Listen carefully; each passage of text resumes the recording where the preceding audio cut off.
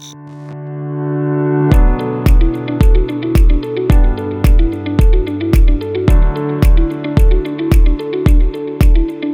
what's up you guys? Putting a trailer hitch on your Chevy Cruze can take you to some really cool places, whether it be bike riding or even towing a small U-Haul trailer. So let's go ahead and break down that install for you.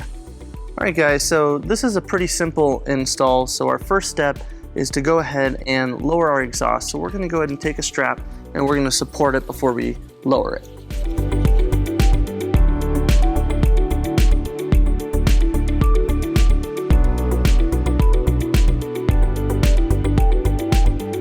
Alright, back over here by the muffler, we're going to go ahead and remove these two nuts which secure our exhaust hanger bracket, and we're going to use a 13mm socket.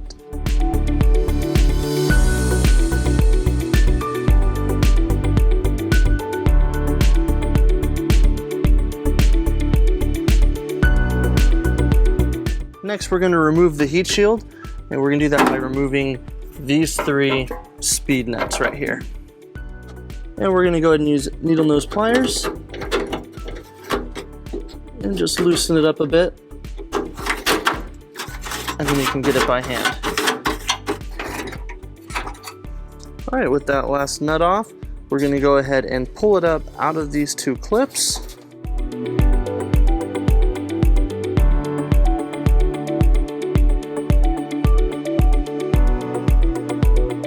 Now we'll go ahead and pull down on the heat shield and remove it. All right, to give our hitch access to the attachment holes, we're going to need to trim our heat shield. Now, when you put the heat shield up, the instructions wanted us to cut a little bit further down here, but as you can see, that wouldn't give us room for our attachment holes. So we have determined that we will cut a little bit further down and we'll follow that path. All right, we're going to go ahead and use our air saw and trim our heat shield.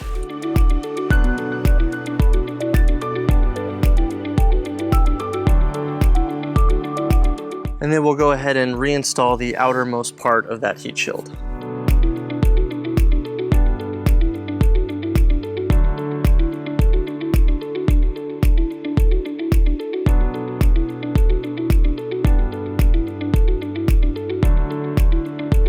All right, on the passenger side, we're going to go ahead and remove our underbody panel. We're going to do that by removing these three screws right here, and we're going to use a 7mm socket.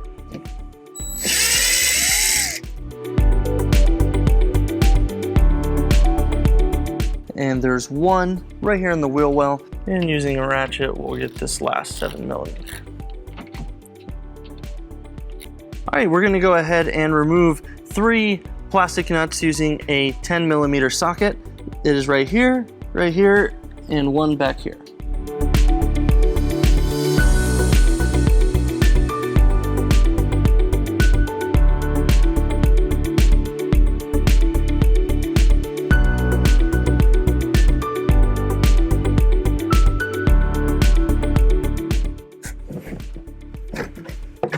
All right. So you don't have to completely take that nut off. It's designed to slide right out, so you just have to loosen it up a bit.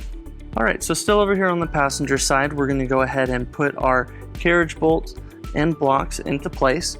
Now we'll be using this attachment hole and this attachment hole for our two bolts and blocks. And using our fish wire, we'll use this hole as our access hole to fish it through. All right, so we're gonna take our fish wire and feed it through our attachment hole and through our access hole.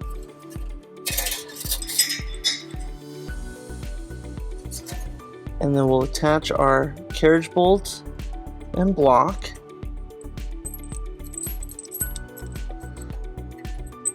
And then feeding the block first, we'll feed our bolts into place.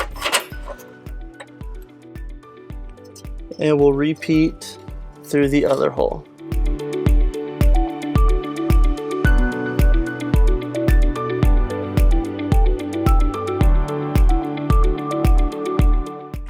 And we'll leave our fish wires on and repeat the same process on the driver's side. All right, now we're gonna go ahead and line up our hitch into position by lining up those attachment holes with the carriage bolts already in place. we'll be using our U-Haul exclusive hitch jack. If you don't have a jack, make sure you grab an extra set of hands, as the hitch is a little heavy, and by dropping it you could cause damage to your vehicle.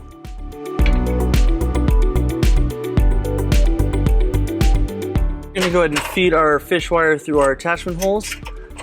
That way if our hitch knocks our bolts back into the frame, we can go ahead and pull it back through.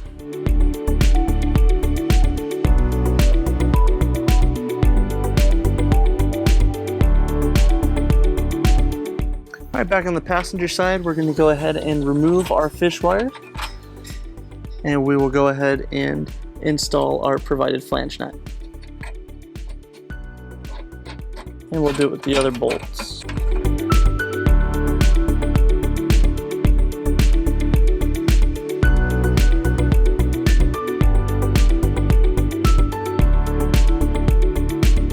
All right, now that we have all of our hardware into place, we're going to go ahead and torque our bolts to the manufacturer's specifications on the instructions using an 18mm socket.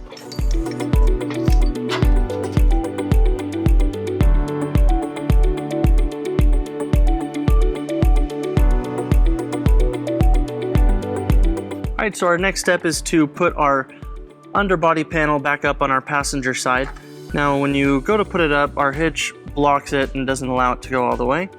So we're going to go ahead and cut out this little slot right here that will allow it to go back into place. And we're going to use our air saw to go ahead and make that cut.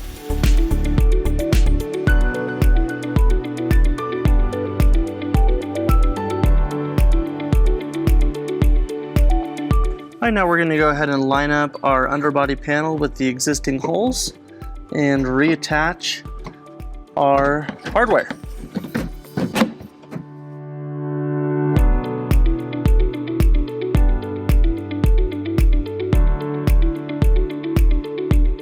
All right, next we're going to go ahead and put our exhaust back in place.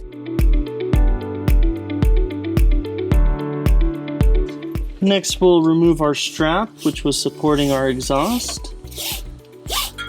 To help you choose your ball mount height or what kind of bike rack would work best for your vehicle, let's go ahead and look at a few of the measurements for this hitch.